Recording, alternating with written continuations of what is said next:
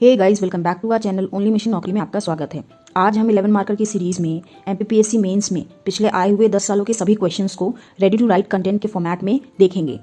इससे पहले कि मैं वीडियो को शुरू करूं और हम प्रीवियस ईयर के क्वेश्चंस को डिस्कस करें, मेरा आपसे निवेदन है कि प्लीज़ ये वीडियो आप अपने दोस्तों के साथ ज़्यादा से ज़्यादा शेयर कीजिए ताकि उन सभी बच्चों तक ये ready to write content previous year questions का पहुंच सके जो किन्हीं भी कारणों से महंगी कोचिंग्स को अफोर्ड नहीं कर सकते या दिल्ली और इंदौर जाकर तैयारी नहीं कर सकते। तो चलिए आज का टॉपिक देखते हैं। तो फ्रेंड्स, आज का क्वेश्चन है सिंधु घाटी सभ्यता एक नगरीय सभ्यता थी के बारे में आपका क्या मत है। यह प्रश्न एमपीपीएससी ने मेंस 2020 में पेपर 1 में पूछा था।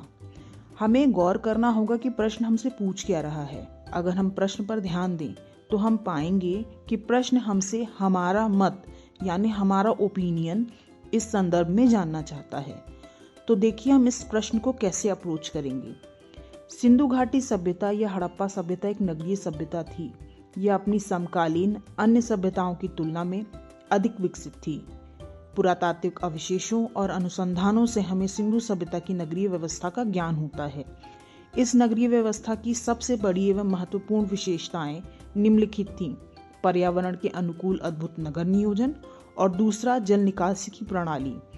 तो फ्रेंड्स, हमने पुरातात्विक अवशेषों और अनुसंधानों का फैक्ट्स वहाँ पर इसलिए मेंशन किया ताकि हम एग्जामिनर को इस बार पर जोर दे सकें कि हम तथ्य जानते हैं और उन तथ्यों के आधारों पर हम अपने मत को यहाँ उत्तर के फॉर्मेट में लिख रहे हैं। अब नेक्स्ट कैसे लिखेंगे चलिए देखते हैं। हमने जो पहला पॉइंट वहाँ पर लिखा कि विशेषता थी कि पर्यावरण के अनुकूल अद्भुत नगर नियोजन। उसके कुछ प्रमुख बिंदु इस प्रकार हैं, जैसे नगरों का वर्गीकरण जो कि उच्च दुर्ग और निचला भाग में डिवाइडेड था। दूसरा, नगरों के चारों ओर फोर्टिफिकेशन बना करके एक ऐसी व्यवस्था का उद्देश्य किया गया था जिससे नगर को चोर, लुटेरों, पशु आदि से सुरक्षित रखा जा सके।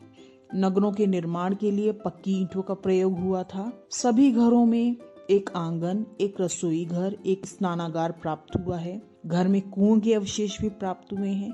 घर के दरवाजे और खिड़कियां मुख्य सड़क पर ना खुलकर गलियों की ओर खुलते थे। अगर हम बिंदु नंबर 2 जो कि जल निकास की उत्तम प्रणाली की विशेषता की बात करता है उसके बारे में चर्चा करते हैं तो हम पाएंगे कि सिंधु घाटी सभ्यता में ऊपर से ढकी हुई नालियों के साक्ष्य मिले हैं। साथ ही उन ढकी हुई नालियों में मेन होल्स भी होते थे ताकि जब जरूरत पड़े तो आवश्यकता अनुसार उनकी सफाई की जा सके। साथ साथ मोहनजोदाड़ो का एक विशाल स्नानागार भी सिंधु घाटी सभ्यता का एक अद्भुत निर्माण है जो कि अवशेषों के रूप में प्राप्त हुआ है। पूरा नगर एक ग्रिड पद्धति पर नियोजित था। नगरों की सड़कें एक दूसरे को समकोण पर काटती थीं तथा संपूर्ण सभ्यता में समानुपात की ईंटों का प्रयोग किया गया है जिनकी लंबाई, चौड़ाई और मोटाई का अनुपात क्रमशः 4:2:1 था। तो फ्रेंड्स, हमने अपने 11 और 15 मार्कर के इस क्वेश्चन में अब तक सभी महत्वपूर्ण बिंदु जो कि हमें लगते हैं कि सिंधु घाटी सभ्यता को एक उन्नत नगर की परिभाषा देते हैं वो सब वहां लिखकर प्रस्तुत कर दिए हैं।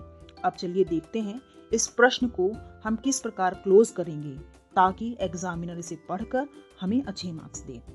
हम लिखेंगे, प्रायः हम आज भी अगर उन्नत नगर के निर्माण की परिभाषा को देखते हैं या समझते हैं तो हम उनमें यही विशेषताएं खोजते हैं कि जल की निकासी की उत्तम व्यवस्था हो, पेयजल की उचित व्यवस्था हो, सभी घरों में शौचालय हो, ग्रिड पद्धति पर नगर का निर्माण हो जैसा कि चंडीगढ़ बना हुआ है, सीवेज और कचरे का उत्तम प्रबंधन हो।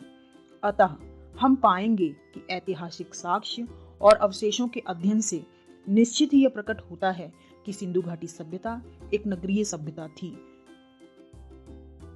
हमें सुनने और पसंद करने के लिए आपका बहुत बहुत धन्यवाद।